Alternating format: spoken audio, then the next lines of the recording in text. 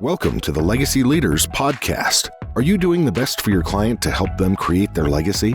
Are you creating a plan that goes far beyond finances to help people ensure that it becomes the driving force behind all decisions?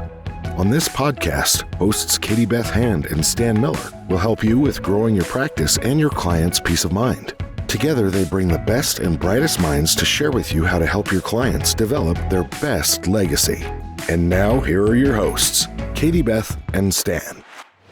Hi, this is attorney Bob Bergman, and I have Daniel Goodman with me here today.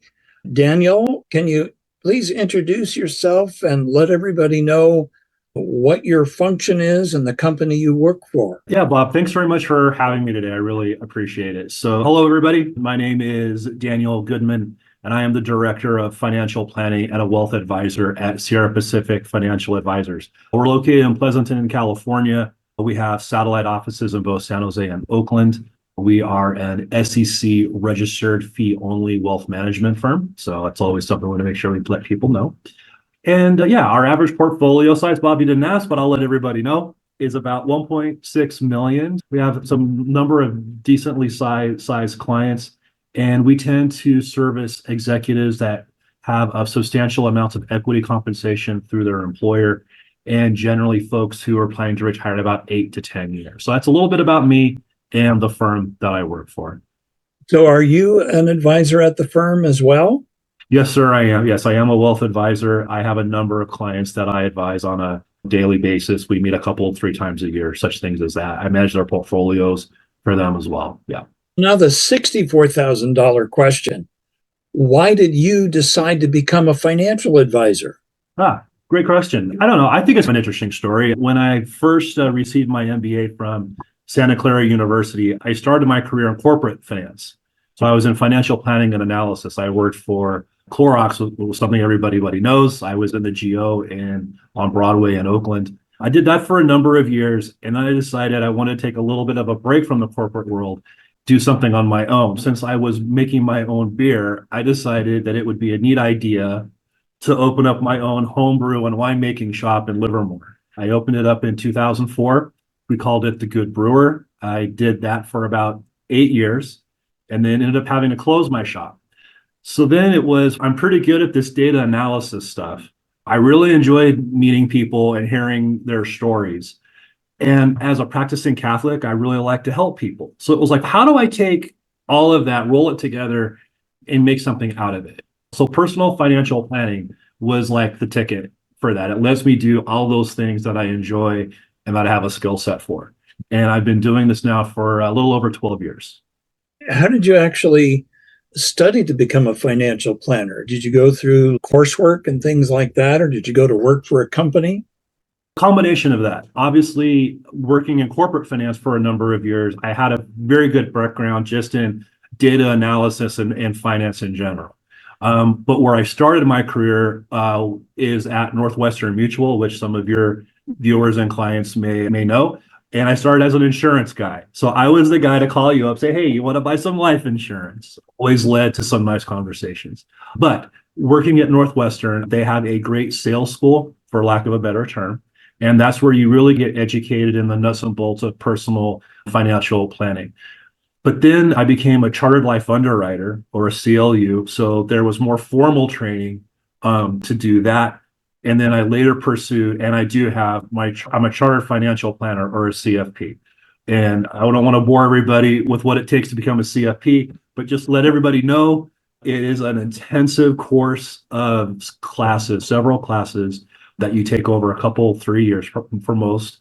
The exam is a 8-hour exam that you have to take and that you have to pass. It's quite a thing to be a CFP, and I am very proud to wear that certification. Are you also securities licensed as well? I am securities licensed. I have a Series 7, 6, and 63. Yes, and also working for a registered independent advisor, or otherwise known as an RIA, gives us also full trading authority. So yeah, I'm able to trade mutual funds as well as single stocks and bonds. I think you've shared a little bit of this already with your origin story, but is there anything you can add to what being an advisor means to you? Oh, 100%. So as an advisor, I look at it that we have a dual mandate. And one is we need to foster financial literacy. And not just with our clients, but people that we meet just throughout our career, whether it's at the gas station or the grocery store or at some kind of a cocktail party, whatever. And the second thing is to be a trustworthy source of advice and guidance for our clients. I personally believe that trust is the key successful ingredient for a client advisor relationship. Because as advisors, we need to show our clients or the folks who are thinking about becoming our clients that we're listening to them and that we hear them, that we understand what's important to them, that we understand what are their values.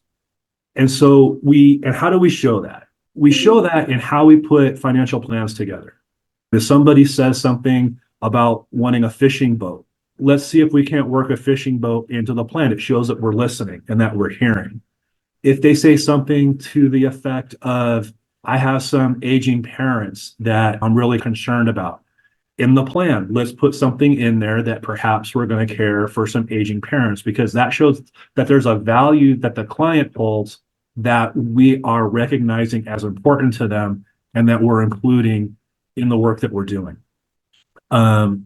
I think the other way we build trust is when we do investment reviews with our clients, that we are open and transparent and honest, that we don't try to hedge how things went. I remember having a lot of investment reviews in 2022, and we all know how 2022 went. Those were hard meetings to have, but I would always tell people, look, I'm going to be honest with you. I will be transparent. And I think people appreciate that. And so I think when we do that, what we do is we have that trust with our client, and that's how we build that trust. And when we do that in a sincere manner, really like from the heart, sincerely, that's how we're treating our clients, they're going to become our greatest advocates. And that's how we're going to grow our firms, by having our clients advocate for us. So that's what I think trust is really key. So Daniel, how did you end up with your present firm? Because you were at Northwestern Mutual, and now you're obviously not there anymore. Right. How did you end up where you're at now? Yeah, it's not as good of a story as opening up the brew shop. I'll tell everybody that right now. But basically, it was one of those opportunities where I was doing some planning at Northwestern with the advisor I was working for. Because at that point, I had transitioned from being a wealth advisor to being back office support. So I was doing some financial planning, but I was mostly all about operations. So I was the guy filling out the life insurance paperwork, doing account openings for brokerage accounts and things like that.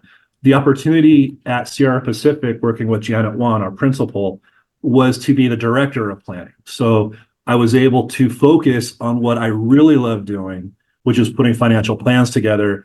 And I was able to lead the operation stuff and not have to do the operation stuff. I didn't mind it, but my passion is more about planning than pushing paper. And so from some of these folks out there might know how I feel about pushing paper. We all have to do it, but some of us have other skills. I've heard similar things from engineers that love to be engineers, but then they're promoted to manager and they hate being a manager. And sometimes they find creative ways to get demoted back to engineers so they can go back to doing what they love. The Peter principle in action right there. You've already shared what ideal clients are for you. How do your clients actually find you and your firm? Oh, okay. So like I mentioned earlier, we mainly work with those executives and professionals with equity compensation. And living here in the Bay Area, we got clients from Google and Meta, take your pick, right? And generally, the way they will find us is our main office is in Pleasanton, just right off the 680 by the fairgrounds, if y'all know where that is. And so people are always free to drop in or call us if they so choose. We also have a large social media presence, both on LinkedIn and YouTube, so you can always find us there. And we do bi-monthly webinars. So people are always able to find information, educational information, both on our website, on our blog page, and on the YouTube channel. Can people register for those webinars by going to the website?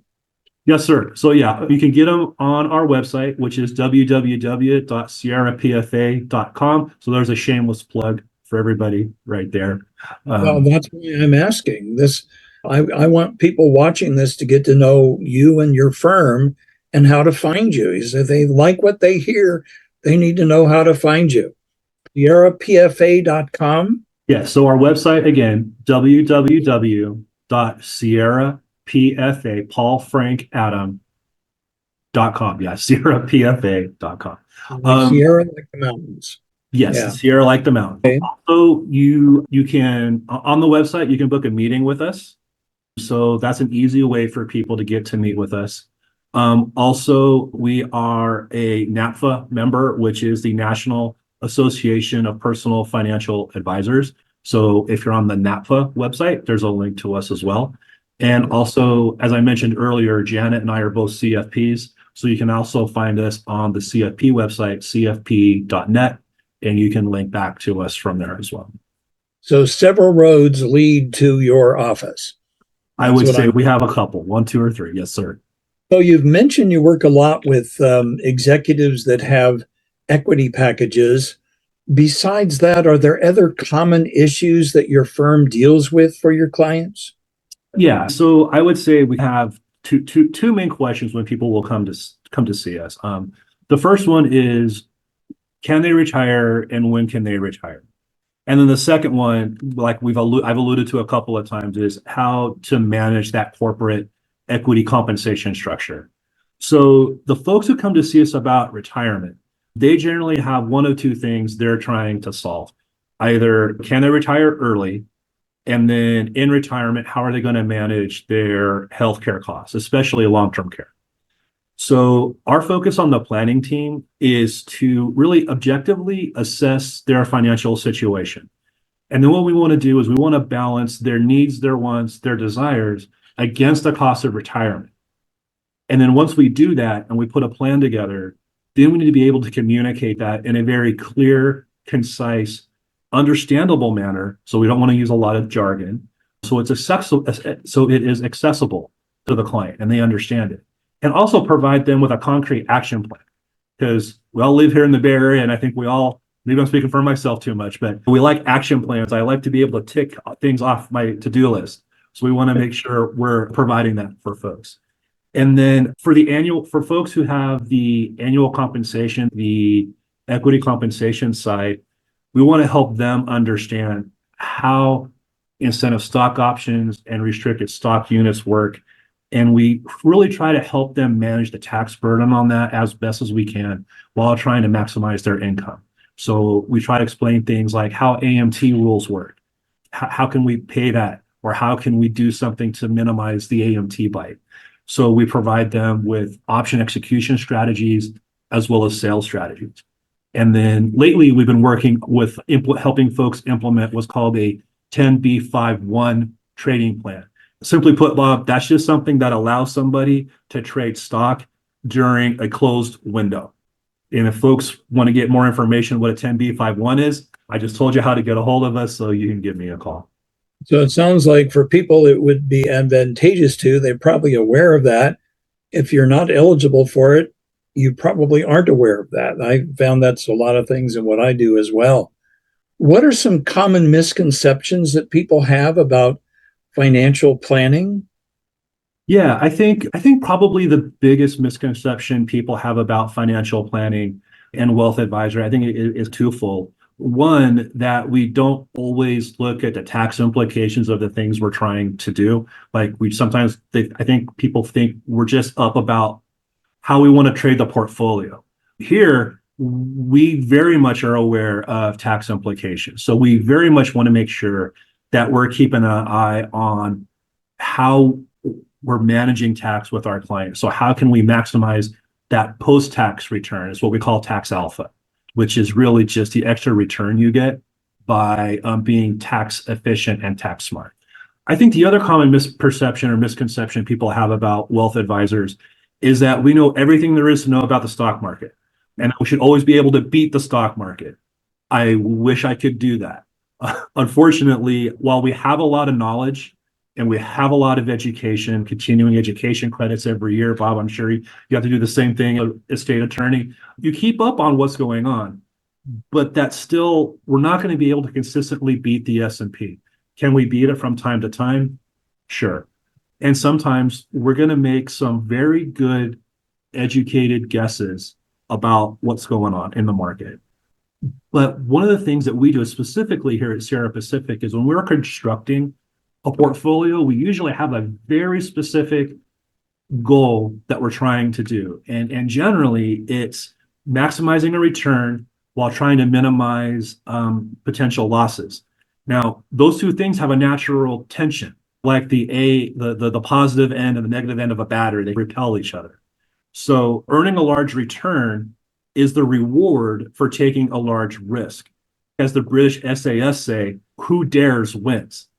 So when we construct a portfolio with that in mind, trying to limit that downside risk for a client, we're gonna leave some gain on the table because that's just how those two things work. I don't know. I'm a big baseball fan, Bob. I don't know about you. I like some small ball. I like the single with a stolen base with a double to score the run. And I think that tends to lead towards more success than those guys who are always trying to hit the home runs. If you look at the statistics, the guys who are always swinging for the fences, yes, they lead the MLB in home runs, but they also tend to lead the league in strikeouts. Right? So one of my most favorite baseball players of all time once said, the money lies in the RBIs. That was Jeff Kent of the San Francisco Giants, shortstop. Second base. And so that's how I think of it. It's the money lies in the RBIs. I'm here to get people on base and to get them across the plate. It's the Moneyball approach. Exactly. Yeah. For you A's fans out there, 100%. Stars, you go for the people that can fit a specific function and do something very well, and you put them all together and they can become unbeatable because they're not swinging for the fences. They're getting on base. They're stealing bases. They're stealing home. They're getting two on base, and then someone hits a triple, and that's two more runs. It's exactly. You can pick an opponent to death one hit at a time, or you can aim for the fences. That's one of the things that's always fascinated me about baseball, is that the best players are not necessarily the ones that have the top stats. Mm-hmm. They're the ones that are consistently good at what they do across the range of what they do, hitting and fielding and everything else. And that's really the bedrock of a team. I really like that. I think of what's a saying, something about hogs get slaughtered. Oh, I know the phrase. I can't think of it either. Like pigs get well fed, hogs get slaughtered. I think that's what it is. Which means if you're really trying to go for the big gain right there on this one transaction, you run the risk that you're going to get wiped out in the process. Right. And we don't want to be transactionally oriented either. We're all about building relationships with people. Janet Wan, again, the principal, she opened the firm back in 2005, and she still has a lot of those same clients from the very beginning. And now we're getting their kids and sometimes even their grandkids. So again, jumping off of this, is there a situation you can relate without using names or specifics, a story about a situation that went really wrong, not necessarily because of anything you all did, but someone came to you having done something really wrong? Is that something you could share? I'm sure you probably have a number of those, but one probably sticks in your mind. Keep you up at night if you were responsible for it. Excuse me. Yeah, I can think of one. That's actually a really good question. So it was here. We actually had a client, still have a client. So it didn't go that bad. So we have a client. He owns a lot of Apple because he worked for Apple for quite a while. And so back in, I think it was 2022, he came to us and said, look, I want to retire from Apple in about a year's time. And so I have all this Apple. I don't really want to sell it, but I think Apple's a little frothy, and I don't want to have a lot of risk of loss because I want to retire in a year.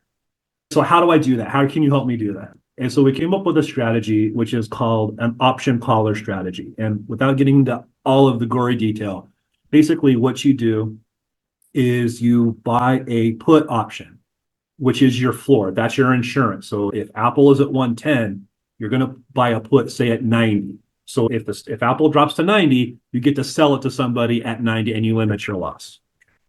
And then on the other side, you sell what's called a call. You sell a call, and that's at a price higher. So instead of 100, maybe your call price is at 130. And the reason you do that is because you use the revenue from selling the call to buy the put. So it's a revenue neutral, cost neutral transaction. The stock goes up and hits that 130, then you cash out at 130. If it drops, you don't get slaughtered on the way down. You suffer a loss, but it's not like a wipeout. Right, exactly. And so what ended up happening is you generally want to set the strike at the call for something where it's not going to get pierced, because someone's going to call that from you. In this particular case, the client didn't want to sell his Apple.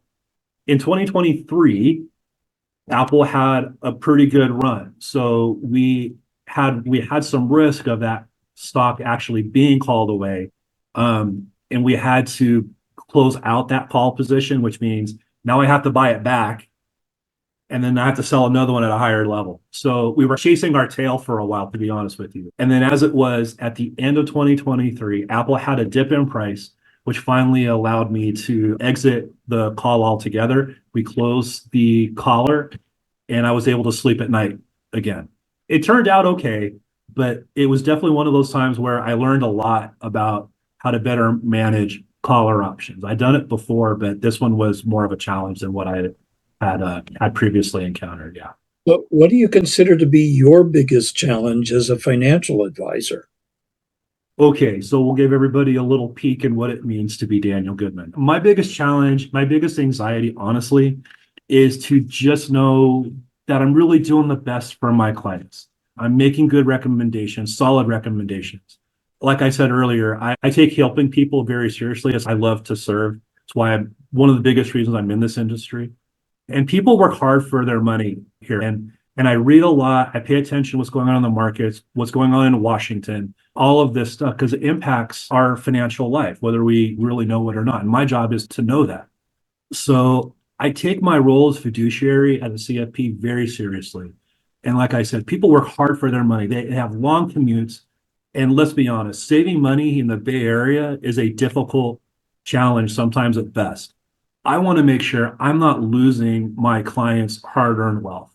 And that's what that's my biggest anxiety, just making sure that I really am making good recommendations, solid recommendations, and that I'm not really imperiling, if I can make up a word, imperiling my clients' wealth, that they work so hard. I think that's a legitimate word. Yeah. So I have a couple more questions. And the first one is, what do you like best about what you do? Oh, that's easy. Putting financial plans together for people and meeting them. They go together. But I really do the financial plan part. We all have different strengths that God gave us. And one for me, for whatever reason, is data analysis. I can look at a set of data and I'm usually pretty good at seeing patterns or where things come together, where they hold together, how to move things around. So for me, planning scratches that particular itch, but then also putting something together that's going to be helpful for somebody, that's going to answer a question, or like how can I take care of my elderly parents? Or to say, you know what, John and Jane, you worked really hard and you can retire. If you want to retire today, you can do that. And then here's the plan to help you do that. And when we do that, because everybody deserves a plan. I don't care how much wealth you have or don't have. Everybody deserves a plan. Because when we plan, we take anxiety out of whatever that financial decision is. And that's what really gives me my joy and my why. And again, I look at it like a jigsaw puzzle. And when I was growing up, my mother always had jigsaw puzzles out on the kitchen table. That was one of the things my mom really liked to do when she wasn't doing books for the company she worked for. So I think my level of puzzle and problem solving came from my mom. So you've already shared that you were a brewmeister in a previous life. Don't know about brewmeister, but yeah. So other than that, is there something that you consider to be unique to you that maybe sets you apart from other financial advisors out there? I think what I just mentioned about being the level of planning. I think, not to say that there aren't a ton of advisors out there that don't love planning. I'm not saying that, but Just, I think, in my approach and my joy for it is I really do doing that because, like I mentioned earlier too, when we listen to our clients, we put a plan together that shows we listened. That helps the industry as a whole, not just me and my firms here at Pacific Financial Advisors, but it helps all of us because let's be honest, we know folks who had bad experiences with financial advisors, insurance agents, whatever, maybe even some attorneys. So it's sometimes you feel like you're pushing this rock up a hill because you're a good guy and I'm a good guy and I really want to help, but I have to overcome some past experience or some thought of, oh, well, this guy's just out for my money. And that's not the case. I'm here for you. I'm here to help you. And I want to help you. And I think that would be what I think is unique to me. Again, not saying there aren't a lot of advisors that don't have the same approach as I do. Daniel, I really appreciate you taking time out of your busy day for me to conduct this interview with you. I'm hopeful that people watching this some of them will look and say, oh, that's the kind of financial advisor I'd like to work with. And not only that, he's up in Pleasanton, but you have satellite offices where again? San Jose and Oakland. Okay. Are those offices where you come down every now and then or go up every now and then?